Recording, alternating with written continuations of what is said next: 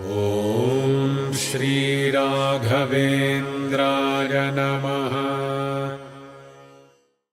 ஸ்ரீ குருப்யோ நம. ஹரி ஓம். ஓம் ஸ்ரீ ராகவேந்திராய நம. அனைத்து ராகவேந்திர பக்தர்களுக்கும் சேதுராமனின் பணிவான வணக்கங்கள்.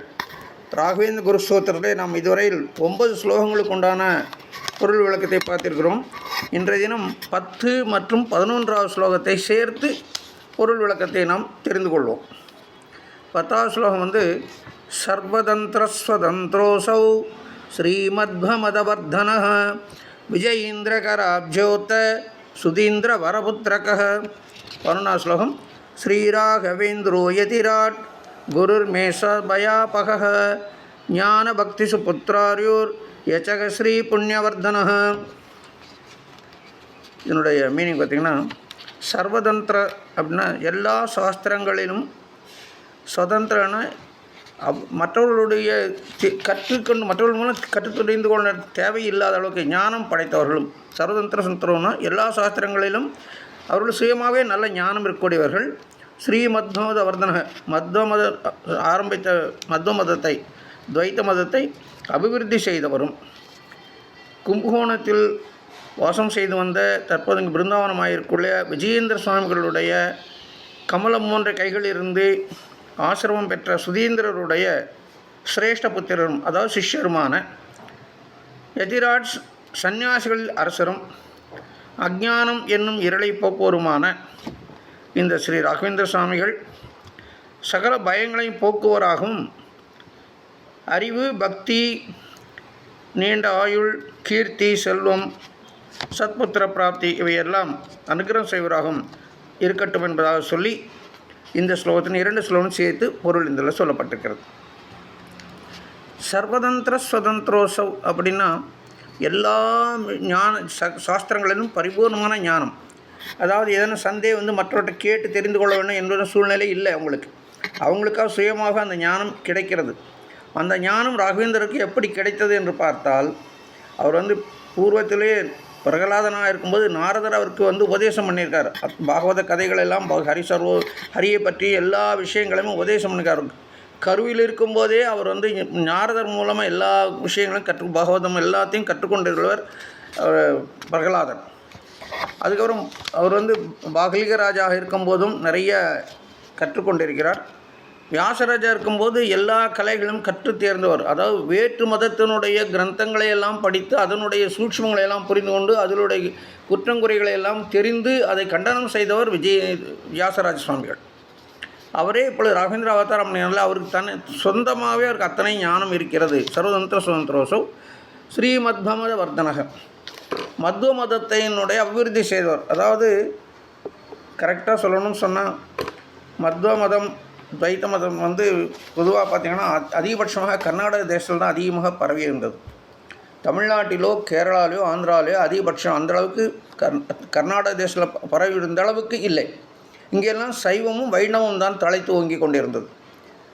ஆனால் மத்வ மதம் எப்பொழுது இவர்கள் இங்கே மக்களுக்கு ஜாஸ்தி பிரச்சாரமாக ஆரம்பிச்சது, பிரபலமாக ஆரம்பிச்சுன்னு சொன்னால், ராகவேந்திர சுவாமிகளுடைய மகிமைகள் வெளிப்பட ஆரம்பித்த பிறகு, அவர் மத்வ மதத்தை சேர்ந்த ஒரு மகான் தெரிந்த பிறகு, அந்த மதம் என்ன சொல்கிறது என்று தெரிந்து கொள்ள விருப்பம் உள்ளவர்கள் எல்லாம் தெரிந்து கொண்டதனாலே மத்வ மதத்தை பற்றி அபிவிருத்தி இதன் மூலமாக இருக்கிறது என்பதை நாம் இந்த இடத்தில் எடுத்துக்கொள்ளலாம். விஜயேந்திர கராப்ஜோத்த சுதீந்திர வரபுத்திரக. விஜயேந்திரர் இருக்கும்போதே அவருக்கு தெரியும் வியாசராஜர் தன்னுடைய குருவான் வியாசராஜரை மீண்டும் அவதாரம் செய்ய போகிறார் என்று. வியாசராஜருடைய காலத்திலே அவருடைய சிஷ்யராக இருந்தவர் விஷ்ணு தீர்த்தர் என்ற விஜயேந்திரர். அவர்கள் வியாசராஜர்கிட்ட சிஷ்யராக இருக்கும்போது விஷ்ணு தீர்த்தர் என்ற பெயரில் இருந்தார். மீண்டும் சுரேந்திரர் அவரிடமிருந்து வியாசராஜரிடம் தானமாக பெற்றவர்களும் சுரேந்திரருக்கு மீண்டும் தண்டத்தை மாற்றி அவருக்கு விஜயேந்திர தீர்த்தர் என்ற பட்டத்தை கொடுத்தார். அதே விஷ்ணு தீர்த்தம் விஜயேந்திரர் வரார். இப்போ வியாசராஜருடைய சிஷ்யர் விஷ்ணு தீர்த்தர். ஒரு முறை வியாசராஜர் பூஜை பண்ணிகிட்டு இருக்கும்போது மானச பூஜை பண்ணதுக்கு பார்க்குறாரு. சந்தானம் கோபாலகிருஷ்ணமூர்த்தி அவர் மனசில் தியானம் பண்ணால் அது ராமராக காட்சி தெரிகிறது. எப்படியும் அந்த மாதிரி தெரிந்து கிடையாது. அவங்களுக்கு எந்த மூர்த்தி உபாசனம் பண்ணுறாங்களோ அந்த மூர்த்தி தியானம் பண்ணால் அந்த மூர்த்தி கரெக்டாக தெரியும், ஆணி அடித்த மாதிரி நிற்கும். ஆனால் அன்றைய தினம் வியாசரார் எவ்வளோ ட்ரை பண்ணுறாரு, கோபாலகிருஷ்ணமூர்த்தி போல் ராமருடைய விக்கிரகம், ராமனுடைய உருவம் தான் அவர் தெரிகிறது. அப்பொழுது வெளியில் இவர் மனசுக்குள்ளே இதை தியானம் பண்ணிகிட்ருக்கார். அப்போ கனகதாசர் வெளியில் உட்கார்ந்துருக்கார், ஐயா பூஜை மண்டபத்தில் பின்னால் உட்கார்ந்துருக்கார். இவர் மனசுக்குள்ளே தியானம் பண்ணுறார். அப்போ கனகதாசர், வியாசப்பா உனக்கு இன்னொரு பிறவி இருக்குது, மூலராமரை பூஜை செய்யக்கூடிய பாக்கியம் உனக்கு இருக்கிறதப்பா என்று சொல்கிறார். இவர் மனசுக்குள் வியாசராஜர் மனசுக்குள்ளே தியானம் செய்து கோபாலகிருஷ்ணமூர்த்தி பதிலாக ராமருடைய உருவம் வருகிறது என்பதை வெளியில் உட்கார்ந்திருக்கக்கூடிய கனகதாசருக்கு தெரிகிறது. வியாசராஜர் கொண்டு, ஆமாம் உனக்கும் அடுத்த பிறவி இருக்குது, அடுத்த பிறவியில் நான் தான் உனக்கு முக்தி தர வேண்டும் என்று சொல்லி, அப்போ உனக்கும் ஒரு பிறவி இருக்குன்னு சொல்லி வியாசராஜர் சொல்கிறார். மகான்களுடைய மகிழ்வு பாருங்கள். அப்போ விஷ்ணுதரும் அந்த இடத்துல அருகிலே இருக்கிறார். அப்போது அதுக்கப்புறம் எல்லாம் முடிஞ்சவர்கள் விவரம் கேட்கும்போது வியாசராஜர் விவரத்தை சொல்கிறார். இந்த மாதிரி எனக்கு வந்து கோபாலகிருஷ்ணமூர்த்தியை நான் தியானம் சொல்லி ராமோட உருவம் வந்தது, அதை கனகதாசர் புரிந்து கொண்டு அடுத்த பிறவிலே நான் மீண்டும் பிறந்து மூலராமரை பூஜை வேண்டிய எனக்கு பாக்கியம் இருக்கிறன்னு சொல்லியிருக்கிறார் என்று சொன்னார் அவர். அது இப்போ விஷ்ணு தீர்த்தராய விஜயேந்திரருக்கு இப்பொழுது ஞாபகத்துக்கு வருகிறது. அப்போ அவர் எப்பொழுது தன்னுடைய குரு வருவார் என்று எதிர்பார்த்து கொண்டிருக்கும் போது ஒரு நாள் அவர் வந்து திம்மணப்பட்ட தன்னுடைய குமாரனாய் வேங்கடனை அழைத்து கொண்டு வரும்போது வியாசர் அவரை பார்த்து புரிந்து கொண்டு விட்டார். இவர்தான் தன்னுடைய குரு வியாசராஜர் என்று புரிந்து கொண்டார்.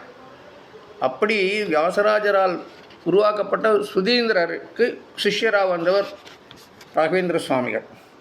அப்பொழுது இவர் விஜயேந்திரர் சொல்லியிருக்கார் சுதீந்திரரிடம், திம்மண்ணப்பட்டருடைய குமாரனாய் வேங்கடநாதன் தான் உங்களுக்கு அப்புறம் பீடத்தை அலங்கரிக்க வேண்டும். அவர் வேறு யாரும் இல்லை, என்னுடைய குரு வியாசராஜர்.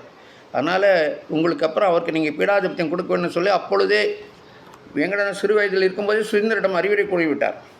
அப்போ விஜயேந்திரனால் உருவாக்கப்பட்ட சுதீந்திரருடைய சிஷ்யராகிய ராகவேந்திர சுவாமிகள் என்று சொல்கிறார். யதிராட் அப்படின்னா சன்னியாசிகளில் மகாராஜாவாக இருக்கக்கூடியவர். அவர் ஆல்ரெடி குருராஜர் வந்து குருராஜர் சக்கரவர்த்தியாக இருந்தவர். பிரகலாதனாகவும் சக்கரவர்த்தியார், பாகலிகராக சக்கரவர்த்தியாக இருந்தவர். அந்த பாகலிகராக இருக்கும்போது அரசாட்சி செய்து கொண்டு இருக்கும்போது அவருடைய விதி பிரகாரம் இருக்கக்கூடிய அரசாட்சிக்கு அரசராக இருக்கக்கூடிய காலத்திலே ஒரு நாள் குறைந்து விட்டது. அந்த குறைந்த ஒரு நாளை அடுத்த பிறகு வியாசராஜராக அவதாரம் பண்ணி ஒரு நாள் கிருஷ்ணதேவருடைய அரண்மனையில் அந்த விஜயநாட்டனுடைய ராஜாவாக இருந்து அதை சரி செய்து கொண்டார். அப்பொழுதுதான் குகயோகத்துக்கு அதனால தான் பரிகாரம் தேடி கொடுத்தார். அப்படி சன்னியாசிகளுள் அரசராக இருக்கக்கூடியவர் ராகவேந்திர சுவாமிகள். அவர் வந்து எனக்கு வந்து நல்ல ஞானம், பக்தி, வைராக்கியம், சத்புத்திர பாக்கியம், நீண்ட ஆயுள், செல்வம் இவெல்லாம் கொடுக்கட்டும் என்பதாக சொல்லுகிறார். இந்த இடத்துல ஒரு விஷயம், விஜயேந்திர கராப்ஜோத்த சுதீந்திர அவருத்திரங்கிறது இரண்டு விதமாக பொருளாம். இன்னொரு விதமாக எப்படி பொருளாம்னா, விஜய இந்திர பிரகலாதனாக சரித்திரத்தில் வரும்போது என்ன ஆகுதுன்னா, பிரகலாதனுடைய தாயார் கயாத்து கர்ப்பவதியாக இருக்கிறாள். அந்த டைமில் வந்து ஹிரண்யகசிபு தபஸ் பண்ண போயிறார், காட்டுக்கு தபஸ் பண்ண போயிறார். கயாத்து தனியாக இருக்காருன்னு தெரிந்த உடனே இந்திரன் சொன்ன படையெடுத்து வந்து அங்கே இருக்கிற ராட்சரெல்லாம் கொன்றுவிட்டு கயாத்துவை தன்னுடைய தேவலோகத்துக்கு கடத்தி கொண்டு போகிறார். அவனுடைய ஐடியா என்ன, கயாத்துடன் வயிற்றிலுடைய குழந்தையை கொன்று விட வேண்டும், அந்த வம்சத்தை வளர விடக்கூடாது என்பது இந்திரனுடைய எண்ணம். அந்த எண்ணத்தோடு பிரகலாதன் அந்த வயிற்றுக்குள்ளே குழந்தையாக இருக்கும்போது, கருவில் இருக்கும்போது இந்திரன் கயாத்து அதாவது ஹிரண்யகசிபனுடைய மனைவியை கடத்தி கொண்டு போகிறார். இதை அறிந்த நாரதர் இந்திரனை தடுத்து நிறுத்தி அப்படின்னு சொல்கிறார், கயாத்துடன் வைத்துக்கொண்டு சிறந்த பாகவதன், அவர் மூலம் பக்தி பிரச்சாரம் இந்த எல்லா யுகங்களிலும் நடக்கப் போகிறது, ஆனால் நீ அவரை கொல்வது தவறு என்று சொல்லி அவரை தடுத்து நிறுத்தி கயாத்துவை தன்னுடைய ஆசிரமத்துக்கு அழைத்து செல்கிறார். அப்போ அவர் இரண்டு வரங்கள் கயாத்து கொடுக்கிறார். ஒன்று, அந்த கருவில் க்ஷேமமாக இருக்கிறதுக்கு, அந்த கர்ப்பம் க்ஷேமமாக இருக்கணுன்றதுக்காகவும், எப்பொழுது கயாத்து விரும்புகிறாரோ அப்பொழுது பிரகலாதன் அந்த குழந்தை பிறக்கலாம் என்பதாக சொல்லி அவருக்கு இரண்டு வரங்களை அந்த கயாத்துக்கு நாரதர் கொடுக்கிறார். என்னோட தாற்பயம் என்ன என்று சொன்னால், அந்த குழந்தை வயிற்றுக்குள்ளே இருக்கும்போது நாரதர் அந்த பிரகலாதனுக்கு அத்தனை உபதேசங்களையும் கொடுத்து விட்டார். சாஸ்திர சம்பந்தப்பட்ட விஷயங்களாகட்டும், வேத சம்பந்தப்பட்ட விஷயங்களும், சாஸ்திரம் சம்பந்தப்பட்டது, பாகவதம் சம்பந்தப்பட்டது, அத்தனை விஷயங்களையும் உபதேசமாக கொடுத்து விடுகிறார். ஆனால் எத்தனை நாள் அந்த கருவிலே அந்த குழந்தை இருக்கிறதோ அத்தனை நாள் நாரதருக்கு அட்வான்டேஜாக இருந்த நிறைய பாடங்களை போதிக்க அவருக்கு வாய்ப்பு கிடைத்தது. இவர் நாரதர் பாடம் சொல்லி கொடுக்கும்போது கயாத்து வந்து அவருடைய களைப்பினால் தூங்கி விடுவார். அதெல்லாம் உங்களுக்கு தெரியும். அப்போது கயாத்து தூங்கி போகும்போது நாரதர் உபதேசம் பண்ணிகிட்டே அவர் சொல்லிகிட்டே வரும். அப்போது வயிற்றுக்குள்ளேருந்து குழந்தை என்று கேட்டுக்கொண்டே பிரகலாதன் கேட்டுக்கொண்டே இருப்பாராம். அப்படி கருவிலே திருவுடையவராக வந்தவர் பிரகலாதன். ஸோ விஜயேந்திர கராப்ஜோத சுதீந்திர அவரபுத்திரன் என்று சொன்னால், இந்திரனால் கடத்தி கொண்டு வரப்பட்டு அவனால் விடுவிக்கப்பட்டு சுத்தி இந்திரக அப்படின்னா நாரதரை குறிக்கும். நாரதனுடைய புத்திரன் அவருடைய சிஷ்யனாக இருந்தவர். ஏன்னா அவர் தானே உபதேசம் முதல் அஷ்டாட்சமந்திர உபதேசம் பிரகலாதனுக்கு பண்ணது நாரதர். அதனால் அவருடைய குமாரர் அல்லது அவருடைய சிஷ்யரான பிரகலாதன் என்று இந்த இடத்துல உள்ளோம். அதாவது பிரகலாதன் தான் ராகவேந்திர அவதாரம் பண்ணியிருக்கார் என்பதை மறைமுகமாக இந்த இடத்திலே அவர்கள் சொல்லியிருக்கார்கள். மீண்டும் இந்த ஸ்லோகத்தில் பார்த்தீங்கன்னா சர்வதந்திர ஸ்வதந்திரோசவ் அப்படின்னு சொல்லும்போது சர்வதந்திர சுதந்திரம் என்று சொன்னால் நாராயணனையும் குறிக்கக்கூடிய ஒரு சொற்றொடர். அப்போ இந்த இடத்துல அதையும் எடுத்துக்கொண்டால் இங்கேயும் கூட இங்கு குருஸ்தோத்திரத்தில் ராகவேந்திரர் அல்லாமல் இறைவனும் மறைமுகமாக இந்த இடத்துல பிரார்த்தனை செய்கிறார்கள் என்பதாக தெரிகிறது. ஸோ அந்த அவ்வாறாக நம்ம இந்த 2 ஸ்லோகத்தையும் பொருள் கொண்டிருக்கிறோம். அடுத்தபடி இதனுடைய சம்பந்தப்பட்ட சரித்திரத்தை அடுத்த எபிசோடில் இன்னொரு நான் சொல்கிறேன். ஓம் ஸ்ரீ ராகவேந்திராய நமஹ.